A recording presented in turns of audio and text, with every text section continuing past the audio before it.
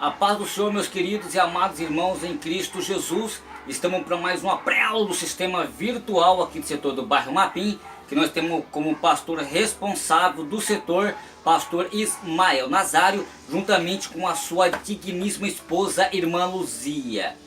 Temos como superintendentes da escola bíblica dominical, evangelista Valmir, juntamente com o presbítero irmão Marco Ledesma. Eu sou o professor Claudine Santos. Estarei discorrendo e comentando com vocês a lição de número 8, que é o lugar santíssimo.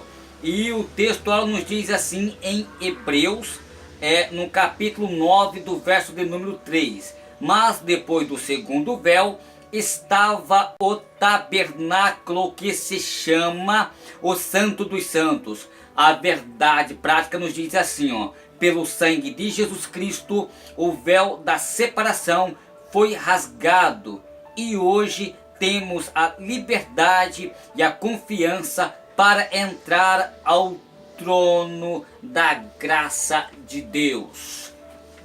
Interessante que toda a interpretação ela exige a hermegese.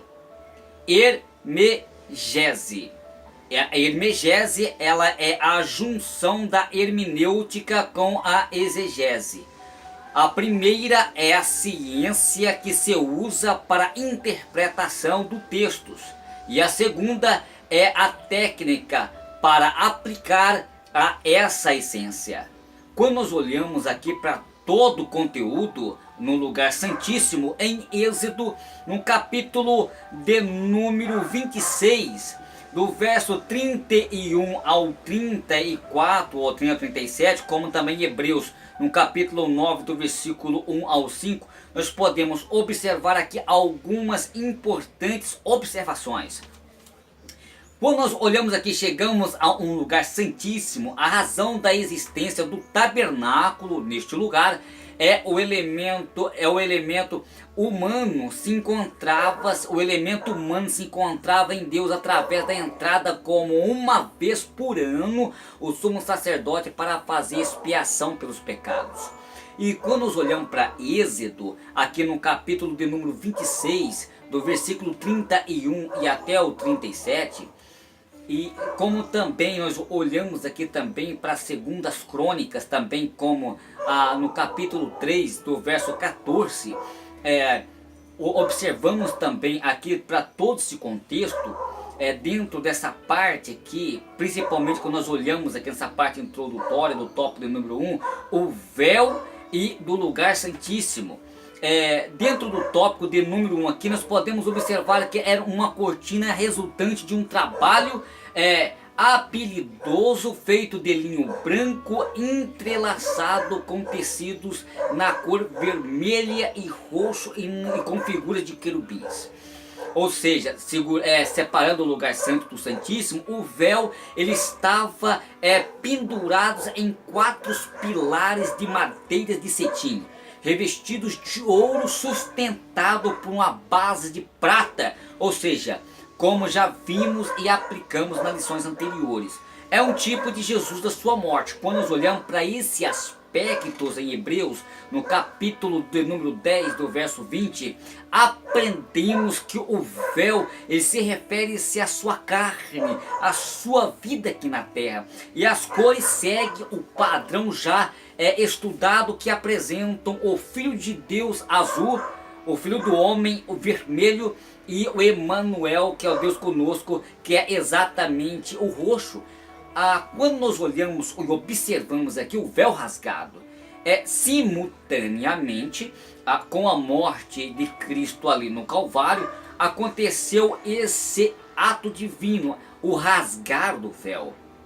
Como está em Hebreus, em Mateus também, em Mateus no capítulo 27, do verso 51, divinamente rasgado e fora do alcance do homem. O véu ele foi rasgado em 2 metades, de cima para baixo, como nós encontramos em Marcos no capítulo 15, do verso 38. E isto aqui é importante nós ressaltar esse assunto, porque olhando para toda a estrutura, quando nós falamos a respeito do véu,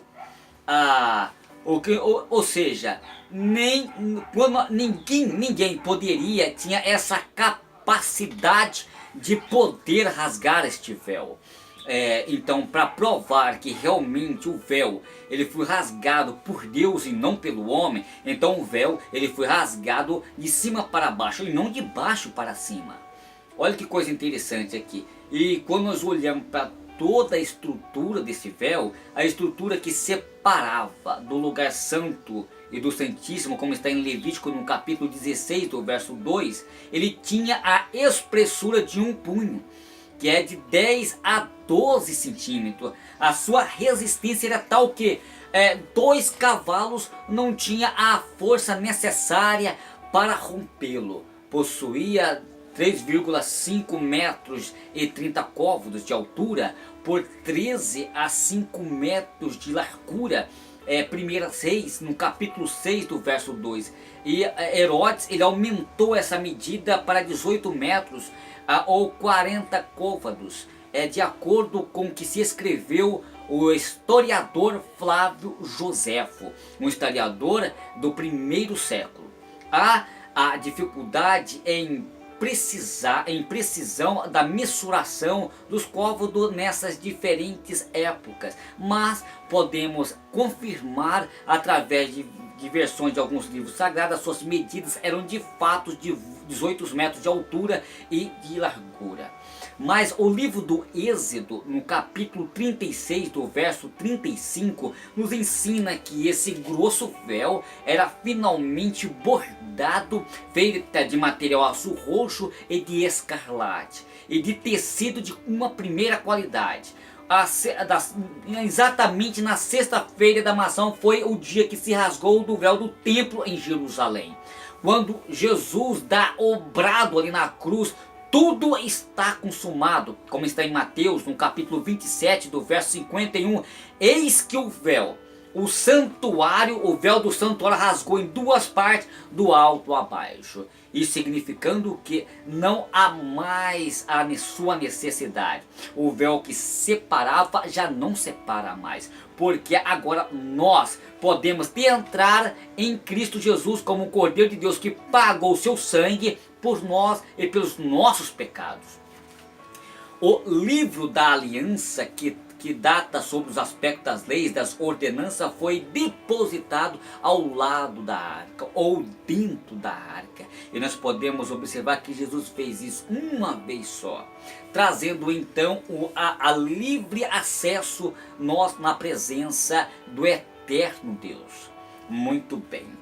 Quando nós olhamos aqui para todo o aspecto aqui do tópico de número 1, o véu o véu era uma barreira que separava e já não separa mais. No tópico número 2 aqui, o véu tinha um bordado especial, que é as figuras dos querubins, que os querubins fez um papel importante diante da presença de Deus, e até hoje, né? E o véu entrelaçados aos seus fios, que eu acabei de falar aqui, sobre a espessura, sobre a força desse véu e a dimensão desse véu. Mas muito bem, vamos aqui para o tópico número 2, o propósito do véu interior, tá certo? Quando nós olhamos aqui para todo esse aspecto aqui dentro do tópico de número 2, sobre a importância desse véu, dentro do tópico de número 2, nós vamos encontrar aqui as seguintes expressões. Ou seja, veja bem, o véu ele é um material importante feito pelo um bordador.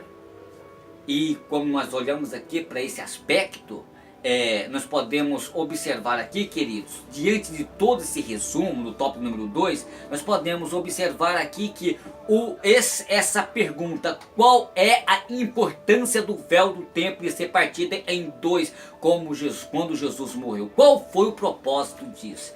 Ou seja, só recapitulando aqui, durante a vida de Jesus, ali no templo de Jerusalém, porque Jerusalém era o centro da vida religiosa dos judeus, aqui onde que as vidas dos animais eram executadas, onde que a adoração de acordo com a lei era seguida fielmente, como está em Hebreus no capítulo 9, do versículo 1 até o verso do número 9. Ou seja, e lá no templo o véu que separava o santo do santo, até mesmo no templo da separação terrena e de Deus. Ou seja, o véu do templo é onde que ali entrava o sumo sacerdote. Isso significa que o homem era separado de Deus. Em Isaías 59 e do versículo 1 ao 2. O véu ele representa a barreira, separação. Somente o sumo sacerdote ele tinha permissão para passar por esse véu uma vez no ano, como está em Êxodo no capítulo 30 do verso 10, Hebreus também no capítulo 9 do versículo 7. Não estarei aqui lendo, né, as referências, porque estarei tomando muito tempo, mas simplesmente estarei citando para que vocês possam estar pesquisando e analisando, tá ok? Ao entrar na presença de Deus representando Israel e fazer expiação pelos seus pecados, como está em Levítico no capítulo 16. O templo de Salomão tinha 30 côvados de altura, como está em 1 Reis no capítulo 6 do verso 2. Mas Herodes ele tinha aumentado a sua altura para 40 côvados, de acordo com as escrituras de Joséfo, um historiador do primeiro século. Como eu já citei, já não temos muita certeza. Só recapitulando, porque os côvados eles se variam em metros centímetros. Suponho que esse véu ele tinha exatamente uns 18 metros de altura.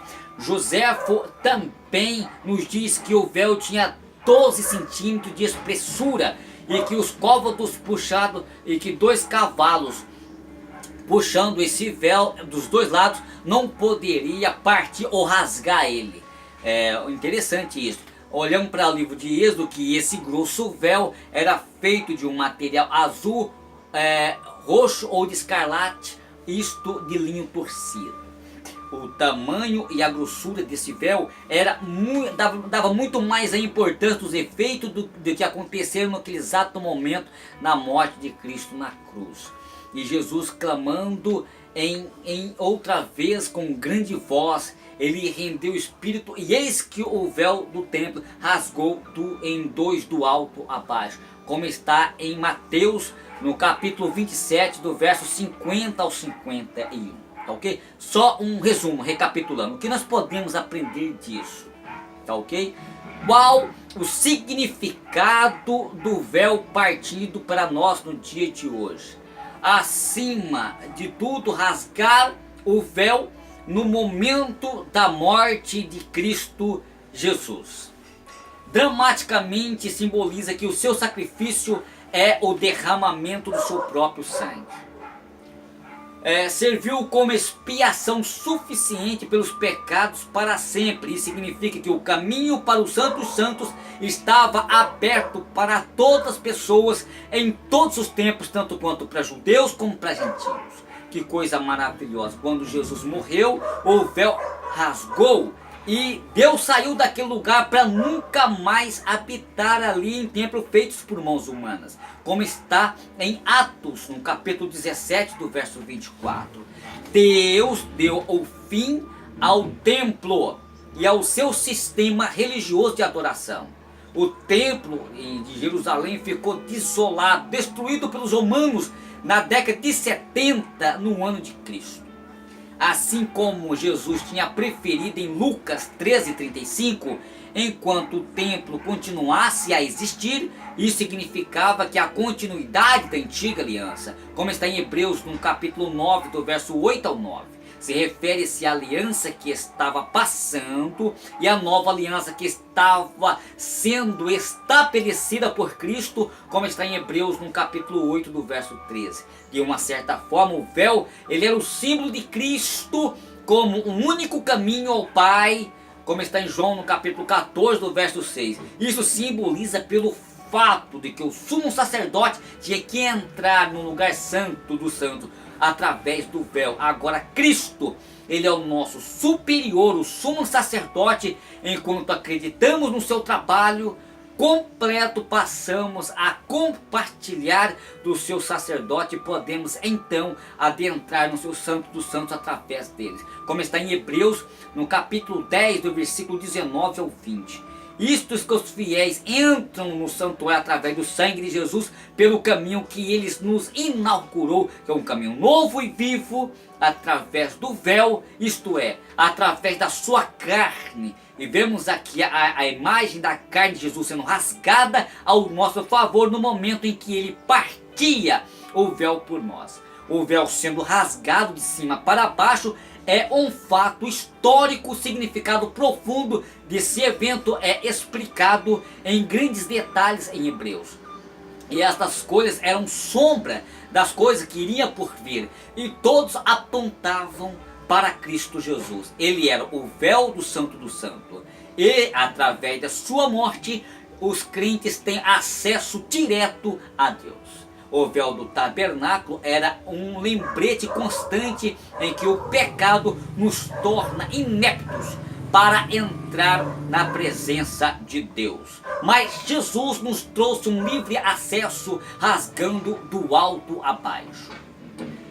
No tópico de número 3 aqui, nós podemos observar aqui como era o lugar santíssimo, tá ok? Já estarei comentando aqui e aterrissando a minha participação aqui desta aula. Nós podemos observar que, olhando para todo esse aspecto sobre a arca, a arca é o lugar santíssimo, era um lugar trabalhado de uma forma muito maravilhosa. A arca ela seria um corpo sem alma, como a igreja sem Cristo. A madeira de cetim, essa madeira era nativa do deserto. Deus escolheu uma madeira comum da região em que o tabernáculo foi construído e facilmente acessível. A madeira coberta de ouro é tipo de divindade, ou seja, em algum tempo caminhando, o Senhor Jesus experimentou a sede e aguardava os seus discípulos e que tinham ido comprar comida, mas quando viu a necessidade de uma mulher, chamada mulher de Samaria, que disse: se a água que eu lhe der se fará uma fonte de água que salte para a vida eterna, como está em João no capítulo 4 e verso 14. As duas tábuas de pedra, também em Êxodo 19 e 20, até o verso 27, também como em Mateus no capítulo 22, do verso 36 ao 40, dentro da arca estava depositado as duas pedras de pedra, a lei moral dada por Deus a Moisés no Sinai, e também os 10 mandamentos, também Israel recebeu também, como está em Êxodo também no capítulo 25, do verso 33, também como em Deuteronômio no capítulo 31, do verso 24 ao 26, e a lei cerimonial, como em Êxodo no capítulo 25 e do verso de número 1 ao tal verso 40, que ordenava a lei, a vida religiosa do povo. A lei ela estava ali. As primeiras tábuas de pedra foram quebradas por Moisés, quando Moisés desceu do monte e viu que o povo estava adorando ali a imagem, um bezerro de ouro. As obrigações do homem para com Deus, as obrigações dos homens para com Deus, está em Êxodo no capítulo 20, do verso 1 ao 11, estavam ali expressas nos 4 primeiros mandamentos. As obrigações do homem para, está no capítulo 20, Êxodo capítulo 20, verso 12 ao 17, estavam patentes nos 6 últimos mandamentos. O tema da lei, o tema da lei era muito vasto, e vamos apenas resumir alguns tópicos aqui principais com as citações bíblicas do Novo Testamento, enquanto que a lei diga faça e viva, a lei da graça diz viva e faça. Olha que coisa interessante, muito bem. O pote de ouro e o maná, em Êxodo, no capítulo 16, do verso 11 ao 31, como também em Números, no capítulo de número 11, do verso 11, do 1 ao 6, nós podemos observar aqui que o maná é um tipo sublime de Cristo Jesus. É da vida, que ele é o pão da vida, como está em João, no capítulo 6, do verso 48. E João observa ainda Cristo como a palavra de Deus. E a pergunta é: o que é isto? Mas o verdadeiro crente pode ser, a verdadeira palavra no sentido caldeu, que diz a seguinte forma: a porção sobre o próprio Cristo. Ele é uma porção. Deus mandou que nós colocasse o maná, a sua presença, como testemunho dentro da Arca da Aliança. Olhando para todo esse aspecto do livro de Êxodo, no capítulo 16, do verso 36, do 33 ao 34, Jesus representa como nosso maná. Os efeitos do maná como alimentação, como uma unção encontrada em Cristo Jesus, tá certo? O aspecto do maná, o maná ele caía em uma geada em cada manhã em Êxodo, no capítulo 16, do verso 12. A sua qualidade tipifica o caráter de Cristo. Olha aí, e o pão da vida.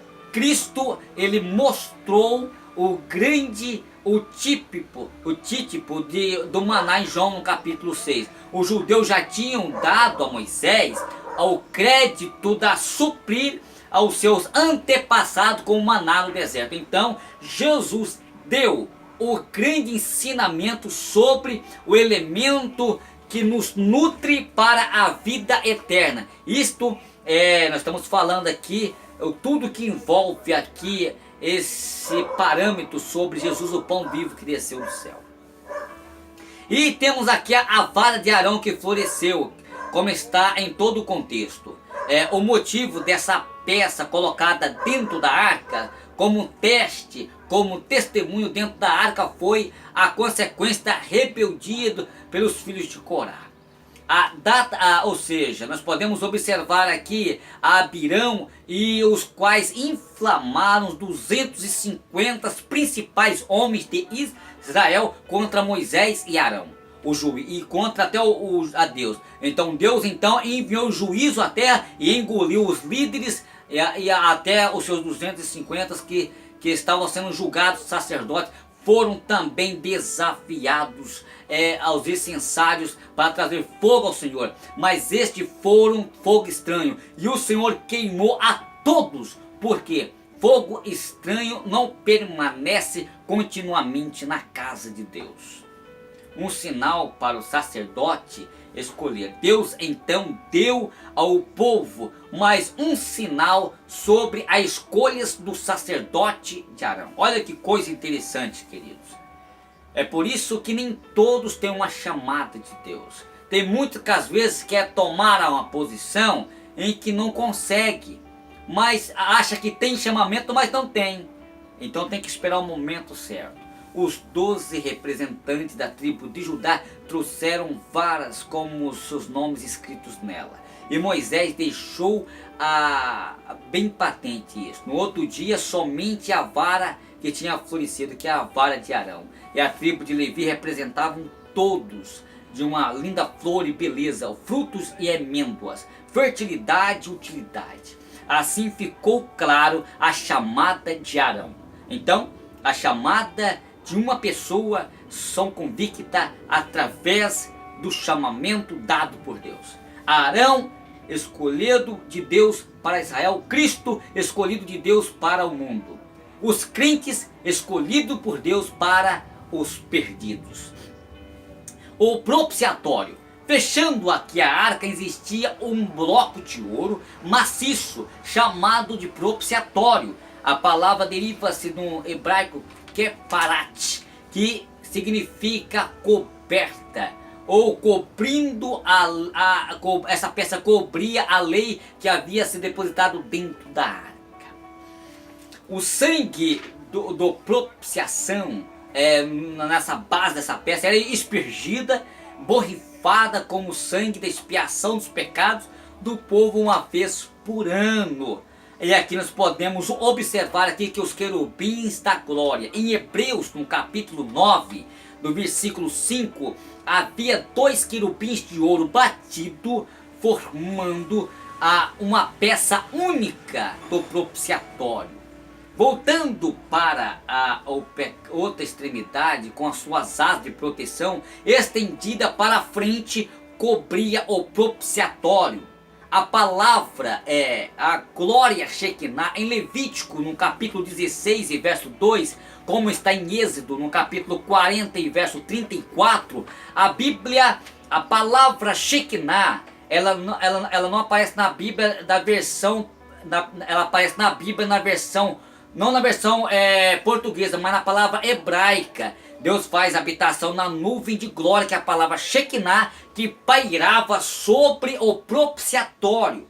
E ali ele se encontrava com Israel e falava com Moisés. Quero concluir aqui dizendo aqui, queridos, que em razão de limitações, dentro da conclusão aqui, que em razão da limitação e o espaço aqui e o tempo, não podemos trazer detalhadamente, porque senão vai tomar muito tempo aqui nesta pré-aula tão resumida, tá ok? Mas simplesmente, querido, quero dizer para vocês aqui, que bem claro, que hoje nós podemos ter acesso à presença do nosso eterno Deus, porque Ele é maravilhoso e Ele cuida de cada um de nós. Fico aqui com essa aula tão resumida e até a próxima aula, se Deus nos permitir, que nós vamos falar sobre a Arca da Aliança, que é a lição de número 9. A paz do Senhor e até a próxima, se Deus nos permitir.